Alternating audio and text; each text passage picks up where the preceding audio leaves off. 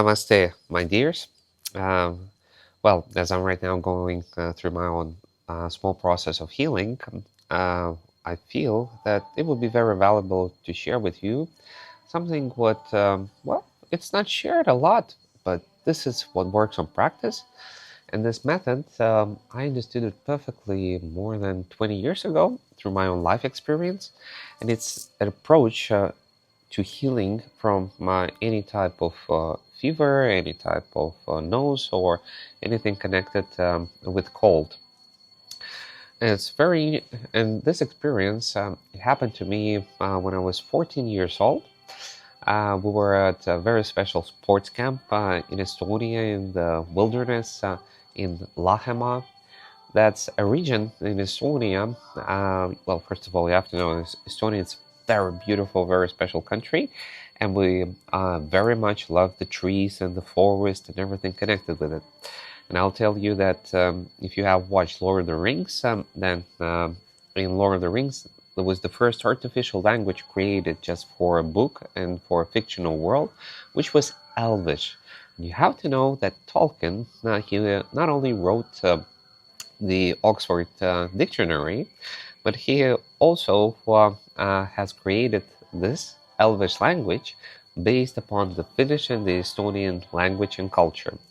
So, in other words, if you like elves and you see their nature, how they look like, what they do, and their connection with nature, well, now you know from where comes the inspiration. And just an interesting fact, if you know Estonian and Finnish, you understand 80% of Elvish without learning it. So interesting. So, as I come from Estonia, we love the nature. We're until today one of the most agnostic countries of Europe. We don't like religion, but we love the nature. And in our country, people can debate about politics, neighbors. They might not like even their siblings and family, but everybody unites in one topic that everybody loves the sun. Everybody loves the good weather because it doesn't come so often. So everybody loves good weather in Estonia, and that's what unites everybody. Everybody loves the sun. So back to my story. So I was in this national park, which was the first national park in the Soviet Union ever created, and it is wild.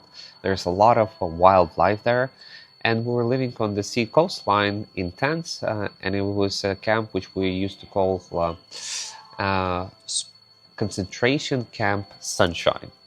Why concentration camp? Well, we had their really hardcore trainings, and we had their very Spartanian environment, and where we were enjoying ourselves, training hard, and having a lot of fun in finding the right balance between our relationships with each other. And so there was a moment and point in the middle of the camp when I literally just got so sick that I couldn't go to trainings. And we had a lot of trainings. We would wake up at 7 o'clock in the morning, have a morning run, like 1 mile, then some physical exercises. Breakfast came. After breakfast, 1 hour of time, and we go out for our first training, which could be like a 10, 12 mile run, connected with a lot of like physical push-ups, sit-ups. Then we would return, eat, and have the second training. And after the second training, which would be, let's say, more in a gaming mode, because you used a lot of physical energy in the first training, we would play different type of sports from volleyball, basketball, football, or we would work in the gym. So it was very dynamic, and eventually being sick, it's not something that anybody would support because you start to lose the connection with everybody, and there you're strong and you want to be healthy. So once I got sick, I tried different methods which were offered to me by surrounding as teachers, as trainers, as friends. And I started from using different teas, going into doing less sports. I was feeling quite cold here and there. And I applied this method for 3, 4 days, but I see that I'm not healing. Like my body, it's literally just as if it's standing on the same space. And even though I'm not training, I'm relaxing, I'm having and giving myself all the space that I need and blah, blah, blah. But I see it just simply doesn't help me to heal. So, what I did on the fourth day, as one most important things in this aspect, that you should have a fever. Yeah, you should just feel that you're sick, but you don't have a fever. If you have a fever, then it means better to relax. But if you're okay and you just have this sickness, then I just decided to ignore it. Ignore it in a conscious way, that I would just go and act as if I'm healthy. I would start to do sports. I would start to go to the cold water. And the water in the sea of the Baltic Sea, beginning of June, it can be about 10, 12 degrees Celsius. So it's not hot water. So going into this water, it's like after an ice bath. So eventually I started to train. I started to go into this ice cold water. Of course, not for a long swim, but for such more dips. And I had a fulfilling day of my morning routine, training, second training, ice bath, and the rest of the things that we're doing uh, with the team. And this one day of my absolutely normal physical activity, it just like, bah, it just so much activated all of my body that the things that were stuck inside of me, all of them started to come out. And I started to see that the next day I started to feel myself so much better that I just continued my physical activity. And this is interesting that typically when we're being offered and shared that when you're sick, you have to be in bed, you have to be like isolated, you should like lay down and like pretend that you're dead. But the true aspect of healing, if your body really needs rest, you feel it, then relax. But if your body has already enough of strength, or and you just feel that the sickness is there, then start your physical activity. This physical activity can be connected that you would go out just for a walk. Even going for a walk, while you walk, your body, it activates. Your blood starts to run. When your blood is running, it starts to assist all of the processes which are happening inside of you. The blood rushes, and eventually those let's say your inner helpers, which help to destroy the disease, come there a lot faster. And as your blood is running, imagine everything happens faster. Then the cleansing happens a lot better. When you have the blood running, when you have this energy, then eventually it assists all of your body to activate itself as if it's healthy. And as a result, everything that is blocking you from being healthy is being momently assisted to be cleaned away. And when you're doing this, you give your body that extra energy, which never will be generated when you're just relaxing in bed. You can relax in bed for 1 day, 2 days, but then afterwards, start your physical activity. Start to do that, what makes your blood run. You can go for a walk. You can go for, and well, what I did, I went for a training, but I told, okay, guys, I'm sick, but I'll try to do my best, but I'm not pushing myself. And so, for example, when I got sick also recently from my competition with the ice bath with the unknown man, which I won, I eventually, of course, didn't lose my time. So on Saturday, I was recovering in a slow mode. Sunday, I became more active physically and started to go out and to ride around the island and doing stuff. And on Monday, I went for a Muay Thai training. And just when it came to the training, so trainers, uh, I feel that I have like 50% of my energy. And when we had sparrings, I told also my uh, colleagues and friends, say, guys, I'm today sick, so let's fight today only 50% of energy. And after that, I did also the gym. Of course, the physical labor, I made it lower. And then I went again into an ice bath. And of course, when I went into the ice bath, the body is like, What is he doing? What is he doing? I feel, I feel good. And the interesting thing, I went into the ice bath and I felt very good.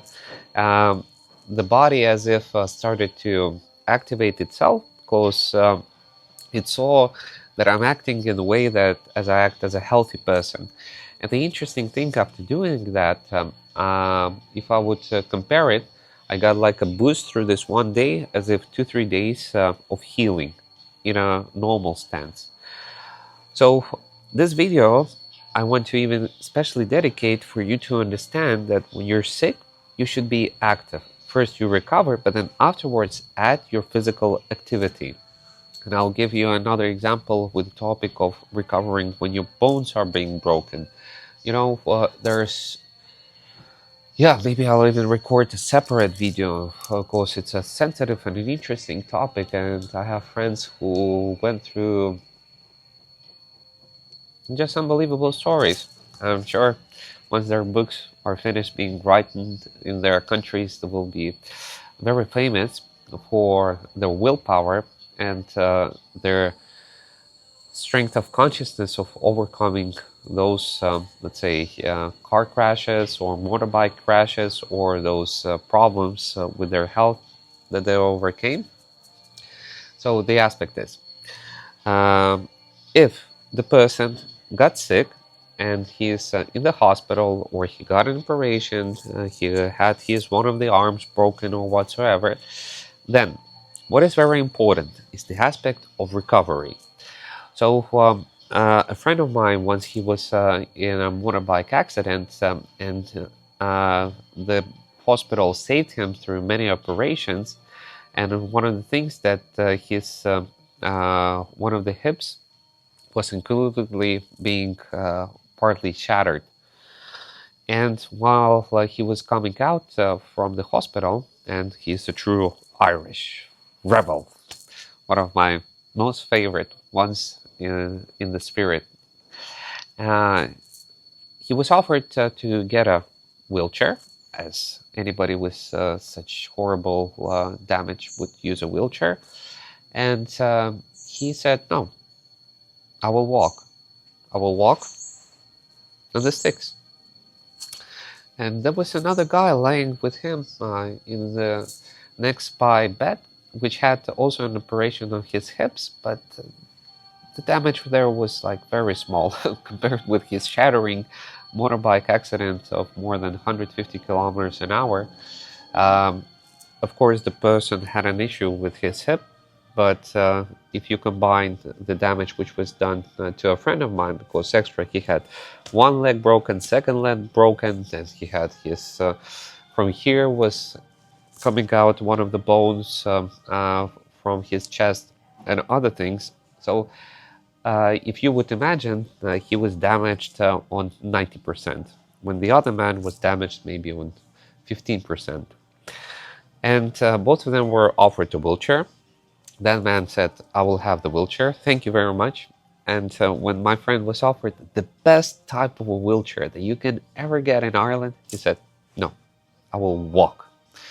And that was from the aspect of pride on who he is and being a man and being strong. So even though it was very painful, he started to walk on the sticks. So, and uh, half a year later, they have met in the same hospital with that man. And you know what? That man, he was in a wheelchair. Now he was in a wheelchair for a lifetime. And my friend, who overcame the pain, and he used the sticks and just gave the body the blood flow, the natural flow of walking, giving that energy, giving movement, allowing the body to live, not to stand on place, but to live, to move.